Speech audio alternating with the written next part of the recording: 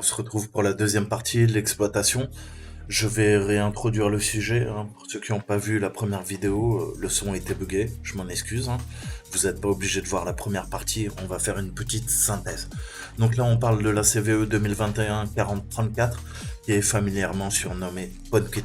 C'est une vulnérabilité terrifiante de Local Privilege Escalation, qu'on appelle LPE.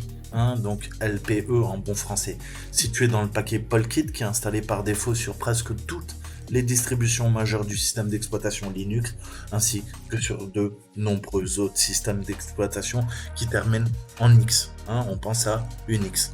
En d'autres termes, il affecte pratiquement tous les systèmes Linux grand public de la planète, et on va essayer de comprendre un petit peu comment exploiter cette faille.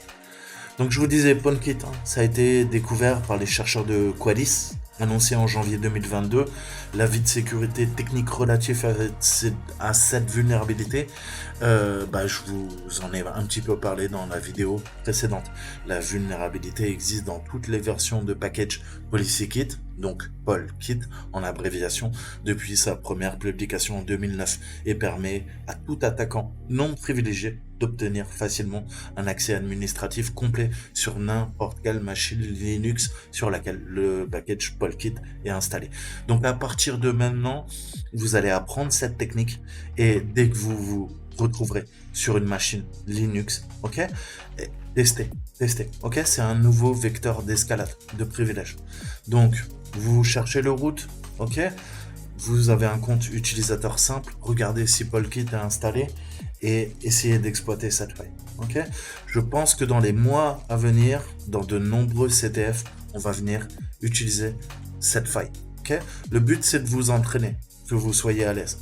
Et si jamais un jour vous piratez l'ordinateur de votre grand-mère, vous êtes des mauvais garçons, et vous verrez que peut-être PolKit est installé et il vous faudra pas plus de 10 secondes pour exploiter la faille. Donc cette vulnérabilité, elle est extrêmement répandue, hein. La facilité d'exploitation et la nature omniprésente de PolKit, je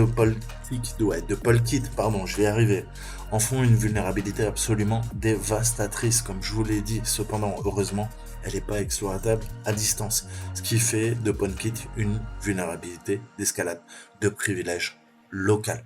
C'est très important. C'est ce qu'on appelle une LPE.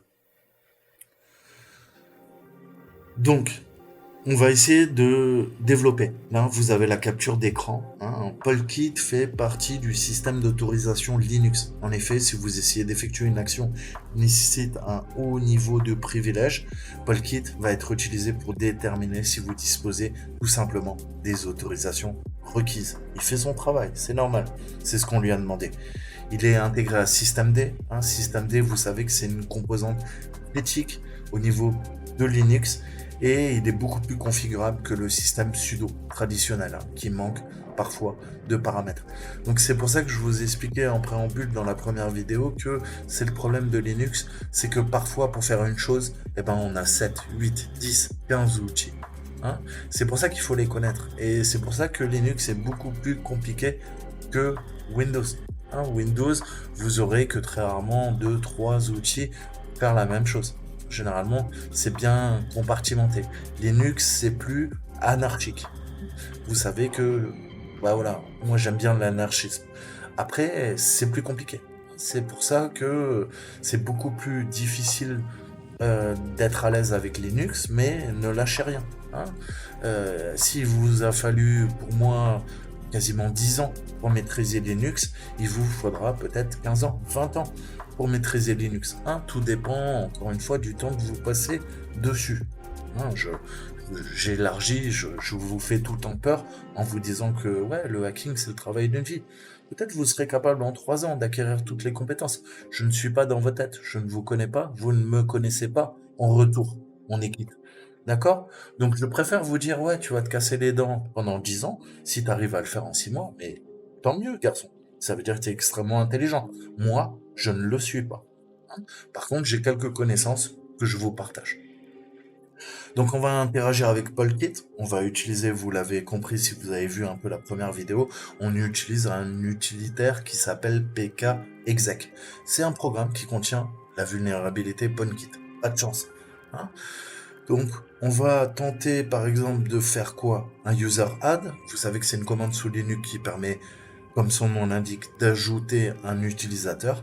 Et si on le fait via la GUI, l'interface graphique, c'est-à-dire que je ne suis pas en ligne de commande, on se retrouve avec ce que vous avez sous les yeux. Ok? Donc là, j'essaie d'initialiser, d'exécuter la commande user add via pkexec dans une session d'interface graphique. J'ai une fenêtre contextuelle qui me demande des informations d'identification. Hein. On me demande un mot de passe. Qu'est-ce que je voulais faire initialement? Je voulais faire pkexec user add test 1, 2, 3, 4. Qu'est-ce que ça veut dire? C'est juste ajouter un nouvel utilisateur, ok, en tant que super user avec test 1, 2, 3, 4. D'accord? On peut utiliser aussi la commande, tout simplement. On n'est pas obligé de faire ça en ligne de commande, via l'interface graphique. On peut utiliser notre ligne de commande. Comment je vais faire ça? Tout simplement. On va voir. Test. 1, 2, 3, 4. Ah, d'accord. Ok. Il me dit l'authentification est nécessaire. Vous êtes en train d'utiliser la commande user add en tant que super utilisateur. Et il me dit en bon français, une application essaye d'effectuer une action nécessitant des droits d'accès. Une authentification est requise pour accomplir cette action. Donc là, on voit, c'est le fonctionnement normal. Hein. J'ai patché mon Linux, je vous rassure, mon Kali est à jour. On voit que la boîte à outils développe cette politique de sécurité, hein, et que ça soit en ligne de commande ou via l'interface graphique, vous aurez cette même demande. Hein. En ligne de commande, donc là je suis sous KDE, hein, donc en interface graphique, mais si je me connectais uniquement sous une console en ligne de commande, bin, là le système d'exploitation, en tout cas pkexec, il se dit mais attends, dans SBIN, qu'est-ce qu'il y a dans SBIN? Dans user SBIN, je crois que j'ai des programmes critiques qui permettent le bon fonctionnement de mon Linux. Et tu veux lancer ça en tant que super utilisateur? Attends, toi t'es saltimbanque, je voudrais vérifier que t'es bien saltimbanque. Donc vous voyez, que vous le fassiez comme je vous l'ai monté précédemment sur le bureau, hein, comme Windows, hein, c'est notre interface graphique, d'accord? La GUI, donc que vous utilisez, XFCE, GNOME, KDE, hein, là je suis en pure ligne de commande, je n'ai aucune interface graphique. J'ai le même message, il me dit Coco, attends, t'es en train de faire des choses bizarres, donne-moi le mot de passe. Donc là, il n'y a pas de bypass. Hein. Pour l'instant, je n'ai pas exploité pkexec. Moi, là, sur ma machine, j'ai besoin du mot de passe. Si je suis Toto le hacker et que j'ai envie de pirater la machine, je sais pas, moi, c'est quoi le mot de passe? Je peux tester hein, jusqu'à que je trouve le mot de passe. Ça peut être rapidement compliqué. Vous l'avez compris. Donc, on va comprendre comment fonctionne cette vulnérabilité. D'accord?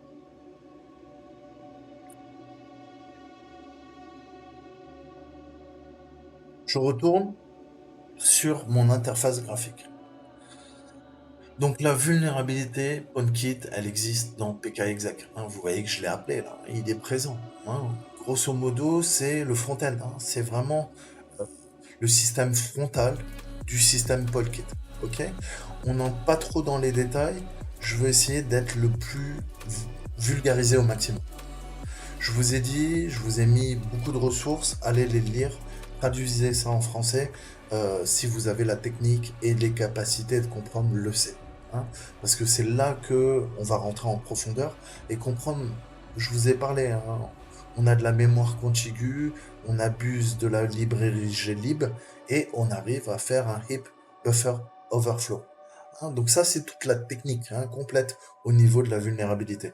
Mais la version courte, en grosso modo, c'est que les versions de pkexec publiées avant le correctif ne gèrent pas les arguments de ligne de commande en toute sécurité. Ça va conduire à une vulnérabilité d'écriture hors limite, je vous ai dit out of band, permettant à un attaquant de manipuler l'environnement par lequel pkexec est utilisé. C'est tout ce que vous devez savoir pour l'instant. Et c'est une explication peu technique, donc je vous encourage à aller lire tous les papiers que vous pourrez récupérer grâce à Internet pour mieux creuser. Encore une fois, je ne fais que de la vulgarisation, vous le savez. Plus précisément, on a PKExec qui va tenter d'analyser tous les arguments de ligne de commande que nous traitons à l'aide d'une boucle for. Vous savez que for en programmation, ça nous permet de parcourir. La boucle for la plus simple, c'est ce qu'on appelle une boucle en programmation itérative. Je vais commencer par quelque chose, je vais procéder à cette opération, la réitérer, donc la répéter maintes fois jusqu'à arriver au résultat escompté. Et je sors de la boucle. Donc là, qu'est-ce qu'on va faire? On va commencer par un index de 1, on l'initialise à 1, on va décaler le nom du programme et on va obtenir le premier argument réel. Qu'est-ce que ça veut dire? Ça veut dire que, je vous donne un exemple très simple. Si j'utilise PKExec et je veux bash, le nom du programme, c'est PKExec. Donc c'est notre arg v0. Je voulais parler. Regardez la précédente vidéo pour mieux comprendre. On a vu quoi? On a vu qu'après, on a quoi? On a les arguments de ligne de commande réels qui commencent à l'index 1. Ensuite, on fait quoi? On a le nom du programme, mais il n'est pas pertinent pour analyser les arguments, de sorte que l'indexation est décalée pour l'ignorer. Voilà pourquoi l'index est à 1 et pas à 0. Parce que 0, c'est PKExec. Moi, je m'en fous. Je commence à 1, je veux bash. Et bash, je vais peut-être lui donner des arguments. Qu'est-ce que j'ai fait plus haut? Je lui ai dit user hard, argv1, et après, je lui ai donné d'autres paramètres. Je lui ai dit test 1, 2, 3, 4. C'est typiquement ce que je vous montrais à la 20e minute de ma précédente vidéo. Je vous ai montré un tableau, je vous ai parlé de la mémoire contiguë, je vous ai parlé de NVP, d'argc, d'argv, deux pointeurs initialisés, argv, argc, ENVP, ENVC. Rappelez-vous de ça. Et c'est exactement ce qui se passe là. Qu'est-ce qui se passe si on fournit aucun argument? Ça veut dire quoi? Il attend un argument d'index et de 1. Et qu'est-ce qui se passe? L'indice, il va être fixé en permanence sur 1. Okay? C'est-à-dire qu'il n'y a plus d'incrémentation, puisqu'on n'a pas mis d'argument, aucun argument, du coup l'indice est fixé en permanence sur 1. Vous voyez? C'est ce que je vous disais. Qu'est-ce qui se passe? On est en train de contourner la logique du programme. Donc, le programme quitte de façon inattendue. Le fait de quitter de façon inattendue, on provoque un état inconsistant. Cet état inconsistant va nous permettre de pousser quoi? Notre heap buffer overflow. Et donc, on a vu quoi? J'ai plissé, on peut le pousser à charger quoi? À charger une variable, qui en fait ma variable passe, et je peux ensuite quoi? Jouer sur le suite bit, et malheureusement, le suite bit sur PKExec, vous verrez qu'il y a de fortes chances qu'il soit quoi? Qu'il soit root. Comment je sais ça? On a vu qu'il était situé dans quoi? Dans user, sbin, j'ai mon PKExec.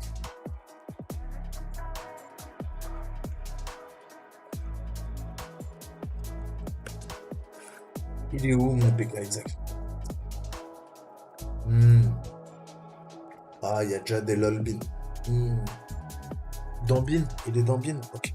ls-l vers quoi? User. Non, c'est pas dans bin, c'est dans PKExec. Voilà. Il me dit, fais gaffe, mec. Fais gaffe, c'est rouge. Pourquoi c'est rouge? Bien sûr, parce que c'est root qu'il possède. Mais c'est rouge parce que il y a le suite bit. Comment je sais ça? Parce qu'au lieu qui est quoi? Au lieu qui est read, lecture, write, écriture, X, execute, j'ai R, W, S comme suite bit and read. D'accord? Donc je sais que tous les gens, Toto le hacker, qui est simple utilisateur, à partir du moment où il exécute PKExec, il l'exécute en son nom, naturellement, mais il aura les droits hérités de PKExec. Et comme PKExec, il a le suite bit, et le suite bit, il est quoi? Il est détenu par le propriétaire. Qui détient là? Là, vous l'avez sous les yeux. Qui détient ce putain de fichier, ce putain de programme? PKExec, le propriétaire, c'est le root. Et le root fait partie de quoi? Du GUID, le groupe UID. Donc root fait partie du groupe root. Ah ouais. Donc Toto, quand il exécute pkexec, il se donne les droits du root, de l'administrateur. D'accord? C'est ça qu'on va venir exploiter. Enfin, maintenant, c'est patché, hein. Vous ne pourrez pas le faire sur ma machine. Mais vous pourrez le faire sur d'autres machines. Hein. On va voir comment l'exploiter. Mais on va voir un peu du pseudocode. C'est tout con, vraiment. Je fais ma boucle for, ok. On a vu quoi? Notre index, il part à 1. Ok. Ensuite, n, il est quoi? Bah, il est inférieur au nombre d'arguments. C'est du pseudocode, hein, rassurez-vous. Et je fais ma boucle itérative. N plus. Je continue l'opération. Donc ça, c'est la logique, ouais. Mais le problème, c'est qu'il faut initialiser. Si j'initialise pas l'argument, qu'est-ce qu'on a? On a l'indice qui reste fixe en permanence. Sur 1, on a un gros problème. Si le nombre d'arguments est égal à 0, alors n est jamais inférieur au nombre d'arguments. Donc n reste égal à 1 et la boucle est complètement contournée. Logiciel, algorithmie, hein? Logique. Vous devez comprendre la logique. On est en train de casser cette logique. Hein? Ça devient un problème plus tard. pkexec, il va tenter d'écrire une valeur de l'argument à l'index n. C'est ce qu'on lui dit. Hein? C'est ce qu'on fait là. On lui dit, écoute, ok, n est égal à 1, on initialise, ok. Donc l'indice, il est à 1, il attend un autre argument et opération d'incrémentation. Eh ben ouais, mais le nombre d'arguments, il est égal à 0. On coupe, on casse la logique, on casse la boucle. Il n'y a pas d'argument à l'index n. Au lieu de cela, le programme écrase la chose suivante en mémoire qui se trouve être la première valeur de la liste des variables d'environnement. Je vous ai dit que les variables d'environnement, c'est extrêmement sensible. Des gens stockent des secrets. C'est ce que je vous ai dit dans la précédente vidéo. Et ben là, ouais, ça va être très très chaud. Puisque si je peux réécrire la variable d'environnement, on a vu qu'on fait appel à glib. Glib, il va charger quoi? Il va s'assurer du bon encodage. Okay, mais là, je lui dis, écoute, non. La variable d'environnement, en fait, c'est pass. Pass. Mais pass, c'est quoi? Si pass, on modifie la variable pkexec et elle suit le bit, bah la variable, ça devient plus Toto le hacker. La variable de pass, ça devient quoi? Ça devient root. Ok? Et là, c'est extrêmement sensible. Hein?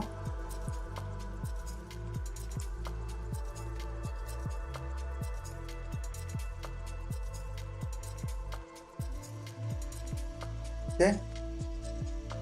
Si je commence à bidouiller ma variable de passe, il y a un gros problème. Ok? Si home saltimbanque devient root, il y a un problème. Moi, je suis quoi?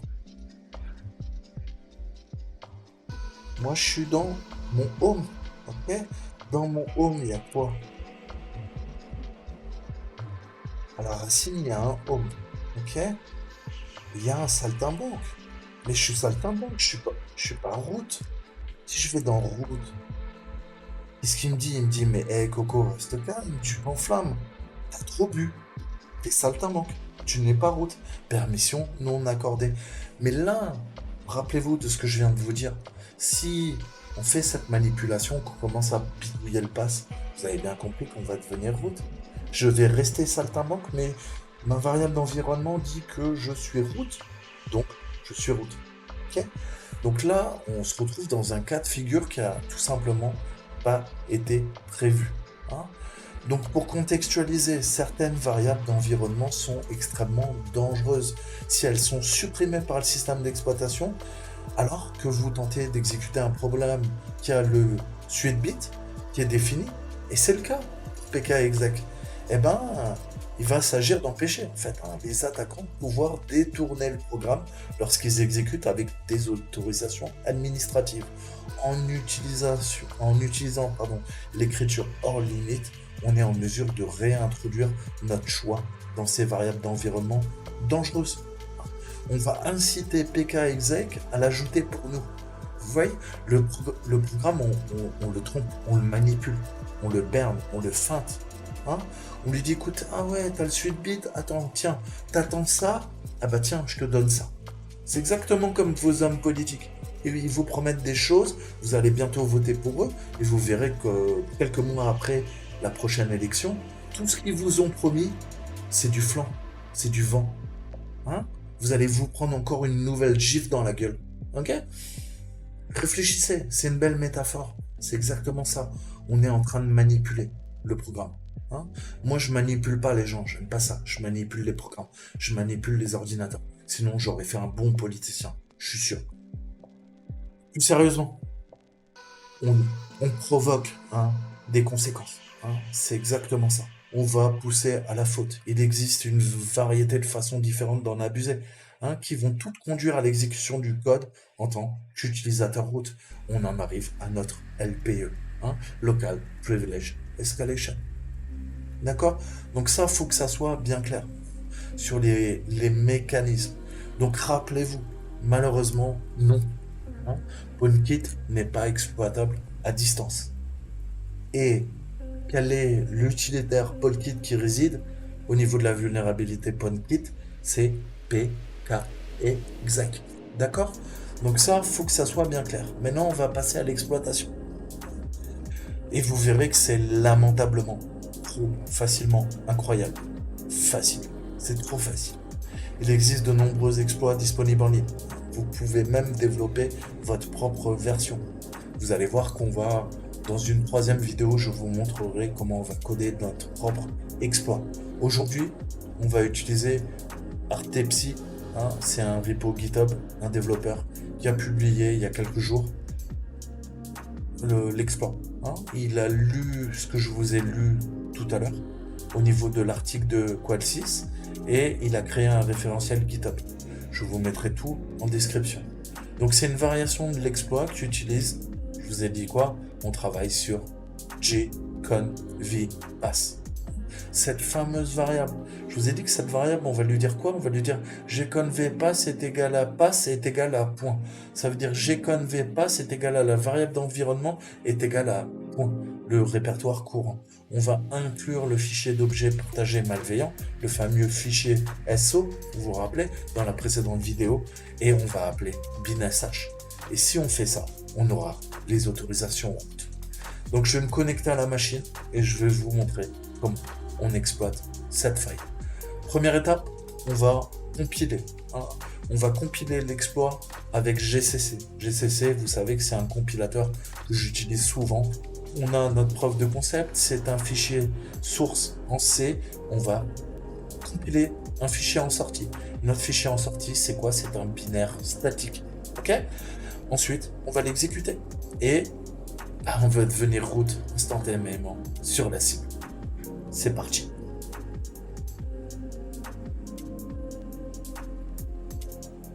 Ok.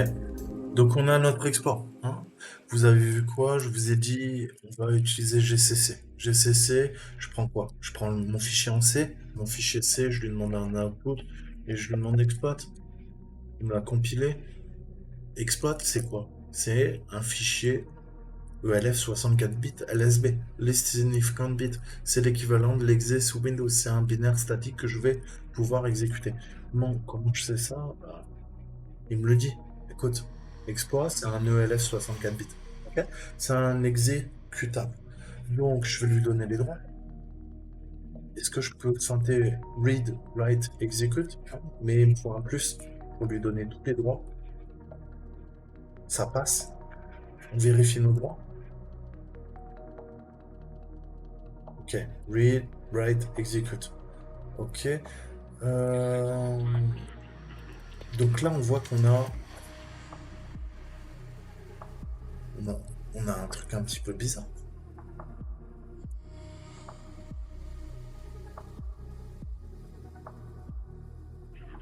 Voilà.